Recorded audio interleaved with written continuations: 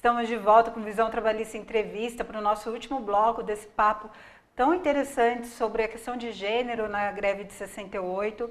E eu vou voltar com a professora Marta para ela responder a pergunta que a gente estava tratando no final do último bloco, que é essa questão da até que ponto a gente tem uma isenção numa resposta, numa questão no olhar dos personagens, né, dos militantes que fizeram a greve, que te deram as entrevistas e que hoje contam a história da greve, mas às vezes a gente fala, mas será que a pessoa lembra de tudo? Será que não houve reinterpretações? Por favor. Então, quando a gente trabalha com narrativas orais, essa é a perspectiva mesmo, né? Não há um resgate daquilo que aconteceu, mas uma reconstrução pela memória e pela experiência vivida daquilo que aconteceu. Então, se espera mesmo daquele que narra novos sentidos, né? Porque esse longo espaço de tempo permitiu novas leituras, novos debates, novas discussões, e aquele que lembra a partir de uma memória presentificada. A memória nunca é passado, ela é sempre presente. Da sua perspectiva, né? No agora. Isso. E aí esses significados, eles ganham sentido a partir de uma leitura de um presente e de uma expectativa do presente, né? Porque lidar com memória também é lidar com expectativa de futuro. Então, conforme eu projeto aquilo que eu quero para a sociedade que eu estou vivendo, eu vou reconstruindo essa memória, né? Ela ganha sentido. Para nós historiadores, né, que trabalhamos com a memória oral, não há problema nenhum, não é? Porque a gente não vê, na verdade, isenção em documento nenhum. É que a memória oral, ela é uma memória assumidamente subjetiva, não é? Eu conto aquilo que eu lembro, eu conto aquilo que eu vivi, não aquilo que aconteceu, né? Mas aquilo que teve significado para mim. E é isso que a gente analisa, né? Então, quando a gente trabalha com gênero, o que significa para a mulher lembrar? O que significa para o homem lembrar? São as mesmas memórias, né? Então, não me importa quem é o dono da verdade, me importa como a memória reconstrói esses fatos. Mas se for pensar em isenção, não existe isenção, porque mesmo o texto jornalístico ou um artigo jornalístico, todo mundo tem uma perspectiva, né? E uma outra questão da sua tese é a personagem ou a militante ou a mulher Iracema, que você diz na tese que ela sintetiza o caso de outras mulheres e também do seu próprio estudo. Eu sei que é um caso complexo, mas aí eu vou judiar um pouquinho pedindo para você resumir um pouquinho e contar para a gente por que ela sintetiza. Então, eu brinco na tese com o nome dela, né? Eu digo que é um anagrama de América, né? E que o nome dela e a experiência dela é a síntese de muitas experiências. Por quê? Primeiro, por esse sentido do silêncio, né?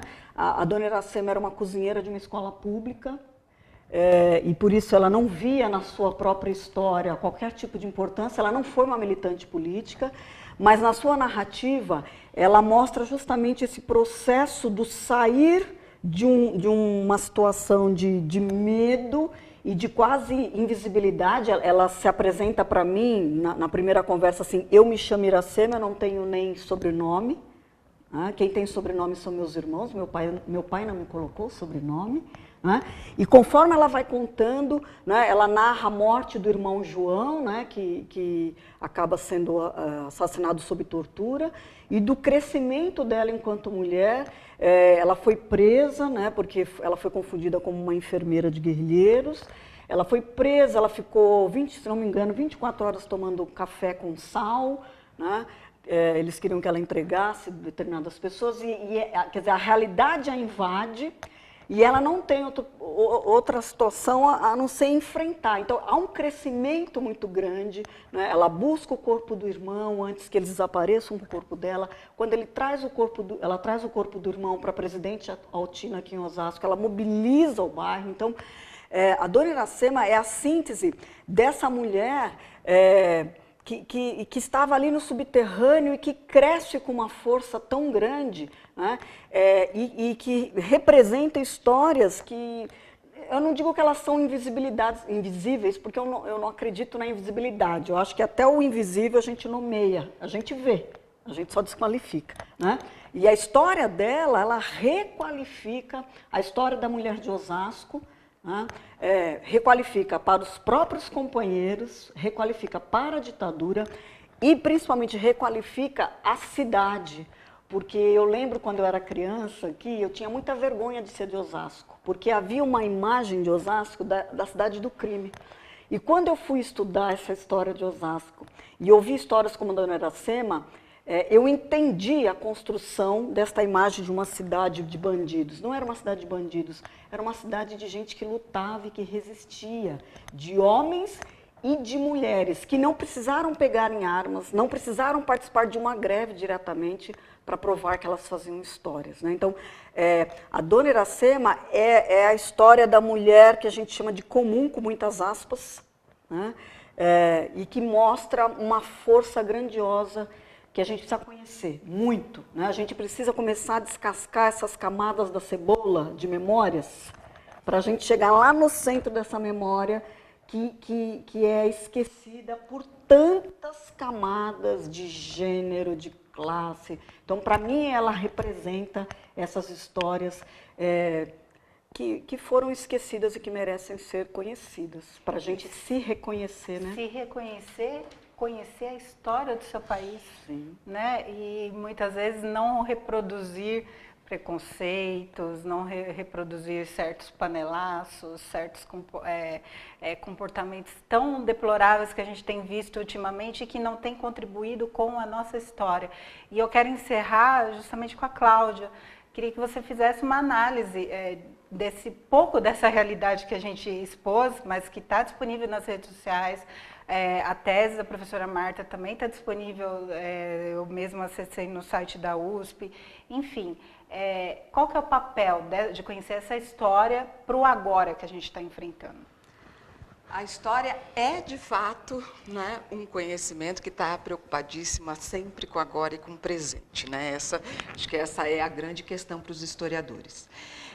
No momento atual, eu acho que os historiadores estão bastante próximos, né, desse desafio, que é justamente o desafio da gente buscar, né, na história brasileira, elementos dessa história que possam iluminar um pouco as nossas ações do presente, né? Nós temos tido, infelizmente, né, uma retomada, né, de discursos, né, que são discursos muito complicados, que passam desde discursos favoráveis a uma intervenção militar, ou discursos extremamente autoritários, né, que falam da possibilidade de retorno, né, de um governo autoritário, um governo militarizado no Brasil, né? E eu acho que isso é um problema muito grave para os historiadores e é um problema de memória, né? Acho que o Brasil ele falhou em alguns momentos lá atrás, na própria redemocratização,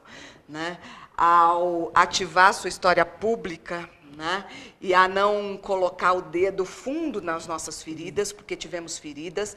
A Marta falou da cidade de Osasco, né, uma cidade que em 68 foi sitiada, uma cidade que durante todos os anos 70, né, viveu um processo que foi um processo de repressão, de violência policial intenso, né, de vigilância sobre o movimento operário, sobre os trabalhadores, sobre os moradores dos bairros operários, tudo em consequência dessa greve. Uma violência moral, inclusive. Uma violência moral, né, perseguições, né, a ponto da própria imprensa ser uma imprensa instigada a tratar essa cidade como uma cidade, a cidade do horror, a cidade da violência, né, sendo que era uma cidade, na verdade, violentada, né, violentada pelas forças policiais.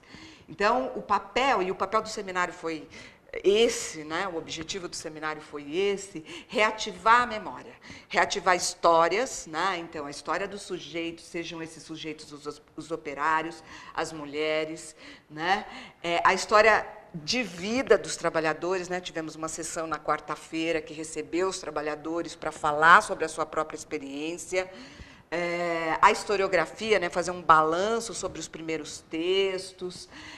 Esse é o papel, né, da história, é o papel dos historiadores, é o papel da sociedade, dos sindicatos, das instituições. Né? Nós precisamos muito retornar ao nosso passado, aos anos 60, aos anos 70, né, e reviver essa memória, né, uma memória do autoritarismo, da repressão, para que as futuras gerações tenham esse conhecimento, tenham esse contato e não repitam erros, né? Não repitam erros do passado. Com certeza. A gente poderia e vai fazer muito mais programas relacionados com a greve de 68. A gente já teve também aqui a Mazé Chotil falando do lançamento da biografia do José Ibrahim. E vamos continuar voltando a esse tema para que você conheça essa história e que para você se debruce sobre ela e veja e lute para que essa história não se repita, para que ela jamais aconteça. Eu agradeço muito a presença de vocês no nosso programa e a gente retorna semana que vem. Até lá!